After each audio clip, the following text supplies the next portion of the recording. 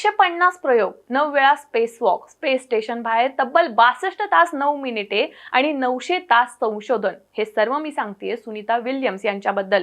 Sunita Williams आणि Butch Wilmore 5 जून 2024 रोजी आंतरराष्ट्रीय अंतराळ स्थानकावर पोहोचले होते. दोघांचाही हा प्रवास केवळ 8 दिवसांचा होता, पण हा 8 दिवसांचा प्रवास अंतराळ स्थानकात तांत्रिक बिघाड झाल्याने तब्बल 9 महिन्यांचा झाला. नासाच्या अंतराळवीर सुनीता विल्यम्स आणि त्यांचे सहकारी बुच विल्मोर अखेर 9 महिन्यांनी भारतीय वेळेनुसार 19 मार्चच्या पहाटे 3:30 वाजता फ्लोरिडाच्या किनाऱ्यावर सुरक्षितपणे उतरलेत. अंतराळवीरांचा स्पेस पासून ते पृथ्वीपर्यंतचा प्रवास हा 17 तासांचा होता. अखेर 286 दिवस अंतराळात घालवल्यानंतर त्यांना नासा आणि स्पेसएक्सच्या क्रू 9 मधून परत आणलं गेलं. त्यांनी अंतराळात घालवलेल्या या वास्तव्यादरम्यान तब्बल 4576 वेळा पृथ्वी प्रदक्षिणा घातल्यात. शिवाय अंतराळवीर सुनीता विल्यम्स यांनी आंतरराष्ट्रीय अंतराळ स्थानकाच्या देखभाल आणि स्वच्छतेमध्ये आपली भूमिका बजावली आहे. या स्टेशनला सतत देखभालीची आवश्यकता असते असं म्हटलं जातं की या स्टेशनचं क्षेत्रफळ जवळजवळ फुटबॉल मैदाना इतकं आहे.